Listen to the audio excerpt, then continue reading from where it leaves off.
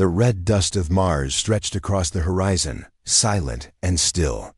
The mining colony, named New Dawn, was a small speck of human life in the vast emptiness of the solar system. Deep underground, miners worked tirelessly to extract precious minerals that Earth desperately needed. Outside, the thin atmosphere of Mars shimmered under the distant sun. Cold and unforgiving dot in the control room of New Dawn. Captain Sarah Myers stared at the blinking red alert on her screen. Something was wrong. The colony's sensors had picked up an unusual signal, but before she could understand it, the communication lines went dead. The only message received was a broken transmission. "They're coming, and we can't stop them." Nobody on Earth believed it at first. The Galactic Alliance had been watching humans with curiosity, but never as a real threat. The strongest species in the galaxy, the Zelenari, had long ruled over hundreds of star systems. Their power was unmatched. They had advanced weapons, fleets larger than entire planets, and technology that could crush entire armies with a single strike. To the Zelenari, humans were primitive. They saw Earth as a backwater planet, unworthy of attention. That was their first mistake. The silence in New Dawn was shattered when the ground trembled beneath their feet. Outside, the sky darkened with the arrival of massive ships, sleek, black, and cold. They blocked out the sun. The Zelenari had come. Panic spread quickly. The miners rushed to shelters, but the colony was not built for war. Laser blasts ripped through walls, and explosions shook the tunnels. Captain Myers organized the survivors, fighting to keep order. Amid the chaos, a small team discovered a strange craft buried beneath the colony's surface. It was unlike anything human technology had ever seen, made from a shimmering metal that seemed alive, glowing softly with an eerie light. Inside the craft was a single survivor, a Zelenari soldier badly wounded. His eyes, cold and calculating, stared at the humans. He whispered one word before losing consciousness: regret. The miners had no idea what it meant, but the message was clear. The Zelenari were not invincible. On Earth, news of the attack spread like wildfire. Governments declared emergency. The United Nations held an urgent meeting. Military leaders argued about how to respond. Many believed the humans on Mars were exaggerating until more ships appeared in the skies above Earth. The Zelenari ships moved silently, blocking satellites and cutting off communication. Earth's defenses scrambled, but their weapons were useless against the alien shields. Humanity was facing the strongest species in the universe, and it had no idea how to fight. Back deep within the largest Zelenari ship, Commander Varkas watched the battlefield through a transparent screen. His face was hard, his eyes full of confidence. "They underestimate us," he said to his officers. "These humans are weak. They will fall quickly," but not everyone agreed. A young lieutenant named Zala watched the humans' courage and resilience with growing unease. "They are unpredictable," she warned. "We may have made a mistake." Meanwhile, on Mars, Captain Myers gathered her small group of survivors. They had lost almost everything: friends, family, their home. But they had each other, and they had hope. "We may be outnumbered," she said, "but we are not outmatched. The Zelenari don't know what it means to be human." Her words echoed in the empty tunnels as the survivors prepared for the fight of their lives. The first mistake had been made by the Zelenari, underestimating humanity.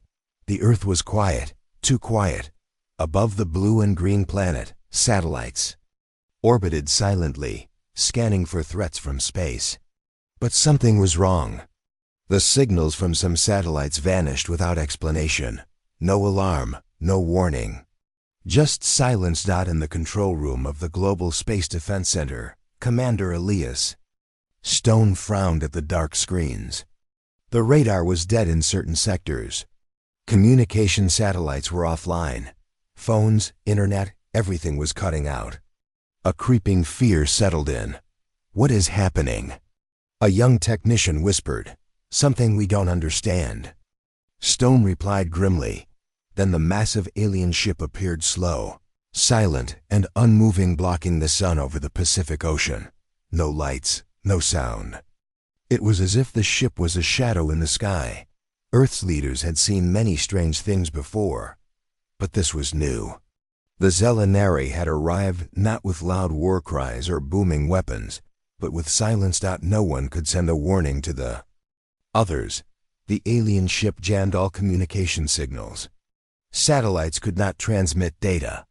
Planes lost contact with their bases. Panic began to grow below. In New York, London, Tokyo, people looked up at the strange shadow and wondered what it meant. Inside the ship, the Zelenari soldiers moved like ghosts. Their mission was clear: invade silently, disable Earth's defenses, and take control before humanity could react. But Earth was not so weak. A secret military group called Project Sentinel had been monitoring alien activity for years. They had some technology salvaged from Mars, and they moved quickly to organize a defense. Lieutenant Anna Reyes, a pilot of one of Earth's best stealth fighters, prepared for a mission. "They want silence? We'll give them noise," she said, her voice steady. The fighters launched, flying fast and low toward the shadow ship, but the Zelenari ship did not respond. It held position, its shields absorbing every missile and laser without effort. On the ground, soldiers tried to fight, but the aliens' technology was superior. Human weapons were useless against the energy shields. The invasion was happening in the dark. No explosions, no loud battles. Just quiet power and control. Meanwhile, in the deserts of Nevada, a small group of hackers worked furiously to break through the alien jamming. They called themselves the Digital Wolves, experts in cyber warfare. "We're close," said Max, the leader. "If we can hack their systems, maybe we can stop the invasion before it really starts." But the alien security was strong. Every attempt was met with an invisible wall, codes changing faster than human eyes could follow. Time was running out. The world's armies were on high alert, but they were blind and deaf. The aliens moved like shadows through Earth's defenses, disabling communication towers and satellites. In the silence, strange things began to happen. People reported seeing ships moving above their cities, too fast, too quiet. Eyewitnesses described strange figures, tall, pale, and wearing armor that shimmered like water. Governments tried to keep calm. Emergency broadcasts warned citizens to stay indoors, but fear spread like wildfire. Then came the disappearances. Groups of people vanished without trace, taken by the silent invaders for unknown reasons. Panic turned to terror. Back on the alien ship, Commander Varkas watched with cold eyes. "They will break," he said. "Silence is our weapon." But Lieutenant Zala was uneasy. "They are stronger than we thought," she warned. "The humans adapt. They fight back in ways we do not expect." Commander Varkas turned to her sharply. "Doubt is weakness. We are the strongest species in the universe. Humans are nothing." But deep inside, even he could feel the first crack in his certainty. On Earth, Captain Sarah Myers and her small group of survivors on Mars watched the invasion unfold from afar. They had survived the first attack, but now the war was coming home.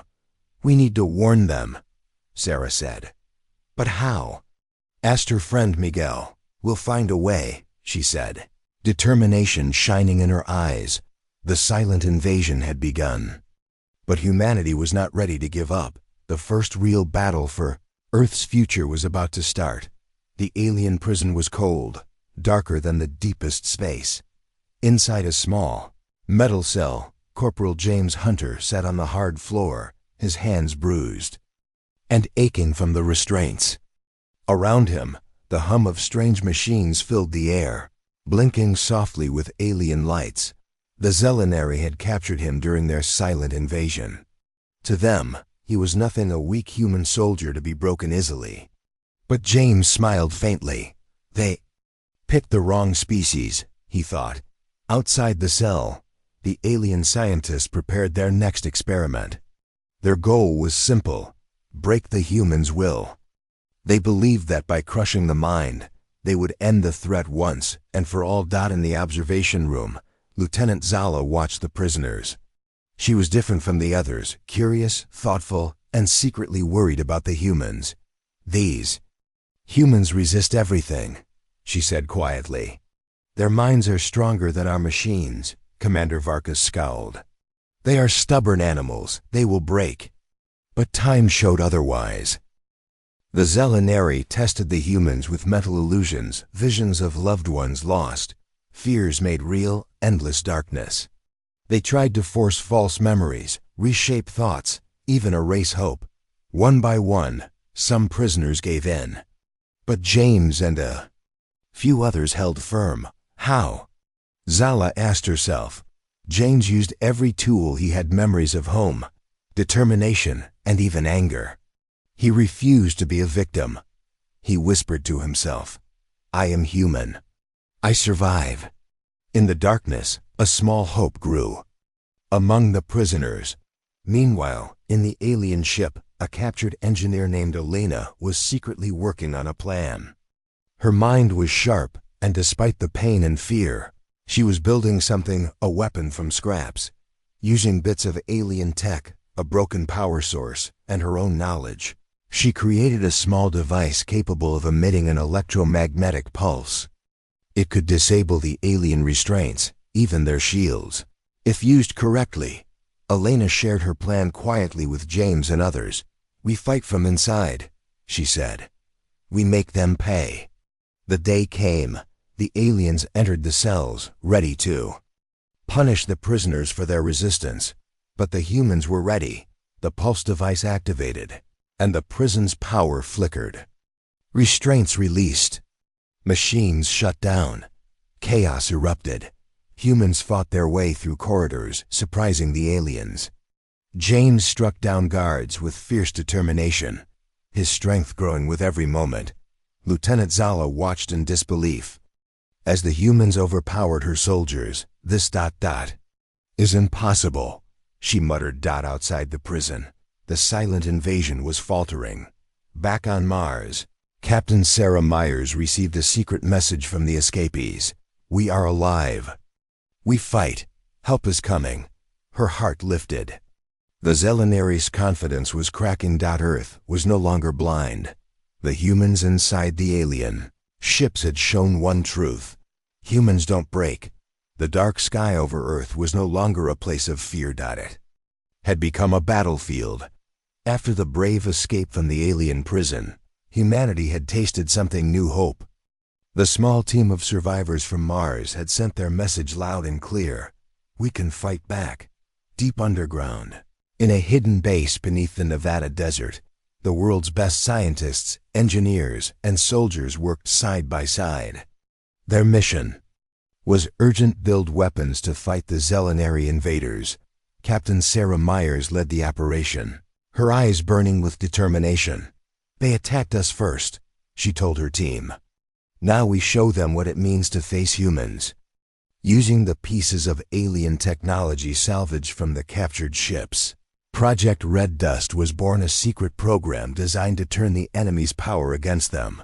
Lieutenant Anna Reyes, the stealth fighter pilot, was one of the first to test the new weapons. Her ship had been modified to carry experimental energy pulses that could penetrate the Zelenari shields. The first mission was clear: hit the alien fleet orbiting Earth with a surprise attack. As her fighter soared into space, Anna's heart pounded with a mix of fear and excitement.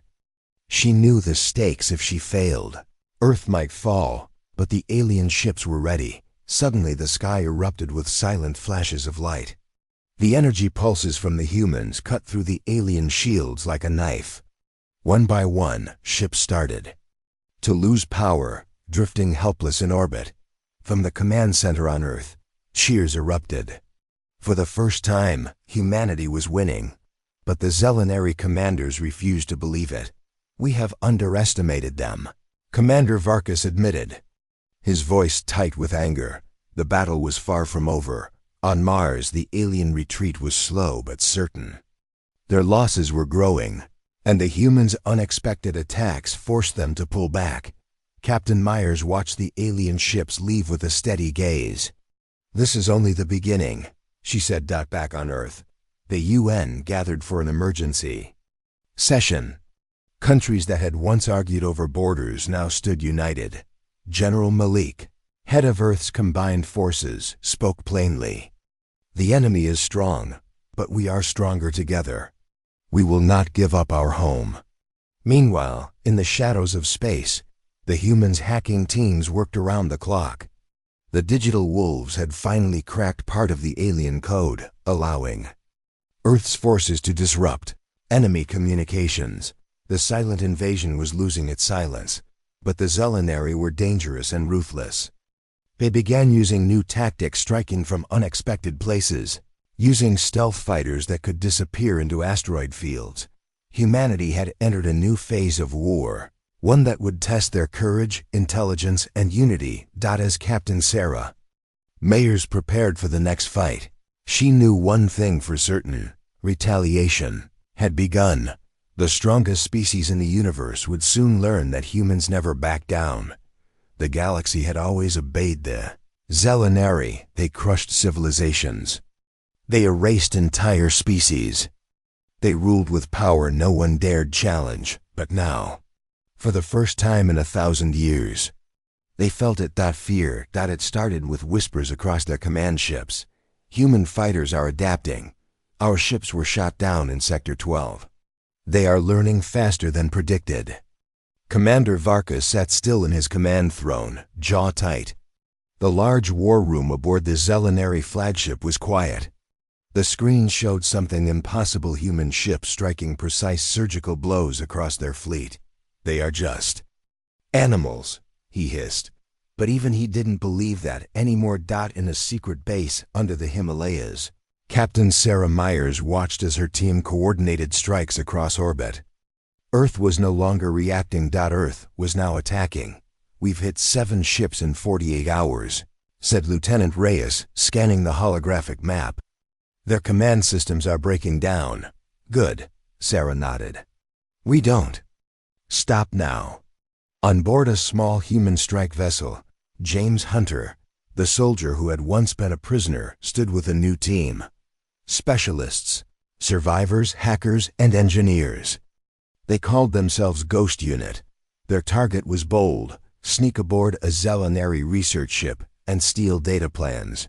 Weaknesses: anything Earth could use. It was risky. It was almost suicide. But the Ghost Unit had something the Zelenari never understood: human will. As they drifted silently in space, disguised by stolen alien tech, James whispered into his "Come, let's show them what fear feels like." They boarded the alien ship in silence, blades ready, MP charges set. Inside, the halls were dark and pulsing with strange lights. Zelenari scientists moved calmly, unaware of the storm coming. Then boom. The charges blew. The team moved fast room to room, stunning guards, stealing drives, planting trackers. It was chaos, but controlled chaos. Human chaos. Back on Earth, the data they recovered shocked everyone. The Zelenari were hiding something. A secret weapon. Something they called Project Null Star, a planetary eraser, capable of turning a world into dust in seconds. Earth was the target. But now, Earth knew, and Earth would not wait. General Malik stood before a room of global military leaders. "They plan to end us," he said, holding up the alien blueprint. "So we end this first." Operation Skyfire was launched. Massive, hidden missile silos came alive. Every surviving fighter was called. Civilian engineers joined the cause. Miners became builders. Teenagers learned to code alien systems. Farmers built defenses in the fields. This was no longer just a war. This was every human on Earth rising to survive. In space, the Zelenari began to fall back. They changed their strategies. They started defending instead of attacking. They turned their ships away from Earth. And that's when it happened. In the cold dark of space, a single Zelenari admiral spoke for Words never spoken before in their proud language. The humans are winning. Lieutenant Zala, watching quietly, nodded. They don't fear death, she whispered. They don't follow logic. They fight like they've already won. Varkas stood silent. His claws trembled slightly. His war was no longer about victory. Now, it was about survival. Because humans don't know when to quit. And now, they finally felt fear. The galaxy had never seen anything like it. Earth was small, weak, but the humans had a secret weapon. It was not in their ships. It was not in their weapons. It was inside them. Deep in the mountains of South America, hidden inside an ancient cave. A discovery was made. Captain Sarah Myers and a small team uncovered something no one expected, an alien artifact. Forgotten and powerful. It glowed softly, pulsing with energy like a heartbeat. Elena, the engineer, ran tests. This technology, it's unlike anything the Zelenari use. It's advanced but organic, alive. Scientists were stunned. The artifact had power to disrupt energy shields, to scramble alien tech, even to disable weapons before they fired. But the Zelenari didn't know this. They assumed their technology was perfect, invincible. They had not counted on human curiosity. Using the artifact, the humans built a new weapon. The pulse core. It was small, fitting inside a fighter's engine bay, but its power was enormous. Lieutenant Ana Reyes was chosen to fly the first test mission. Night before, she looked up at the stars, feeling the weight of the mission. This could end the war. Or end me. But she was ready. The next day, the pulse core fighter launched. It flew straight into the heart of the Zelenari fleet. As it approached, Ana activated the pulse core. A wave of energy exploded outward. Alien shields flickered, then failed. Weapons shut down. Ships went dark, silent. For the first time, the mighty Zelenari felt powerless. Back on Earth, cheers erupted. The tide was turning, but the Zelenari commanders grew desperate. Commander Varkas ordered brutal attacks on human cities. He hoped to force Earth to surrender, but humans fought harder. Families united, communities resisted. Even when skies burned, humanity refused to break.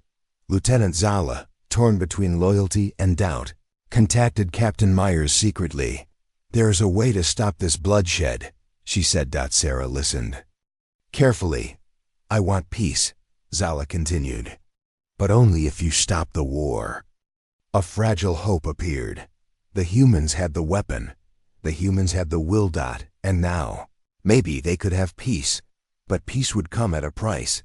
Because the Nari would never forget the day humans gained the weapon they weren't supposed to have. The war had lasted too long.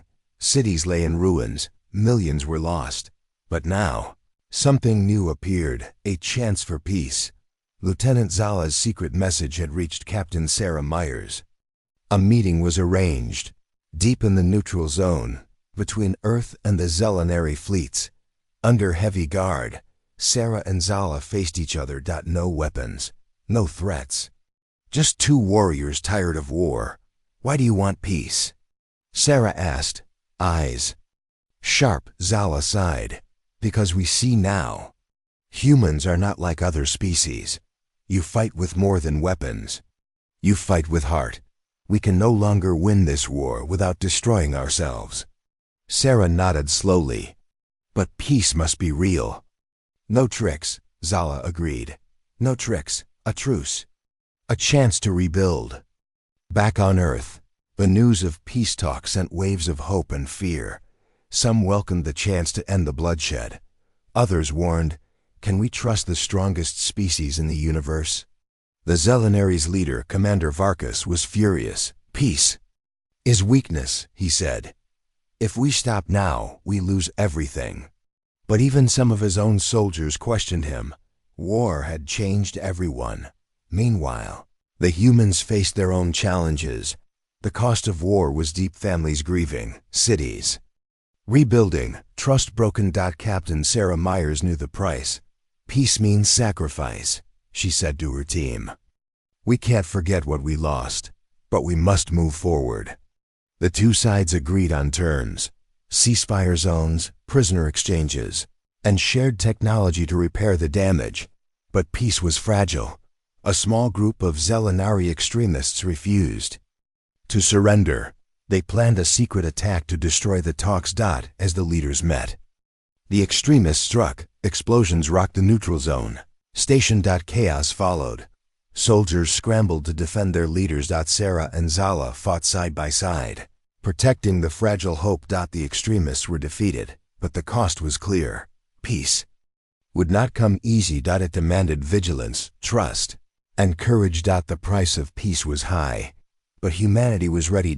Because if there was one truth the war had taught them, it was this: humans don't break. And now they were fighting not just to survive, but to live. The war was over. The silence that once covered Earth was gone. In its place was something new. A dawn. The dawn of hope. After years of fighting, peace had finally been signed between humanity and the Zelnari. The alien ships retreated. Skies cleared, but the real victory was deeper.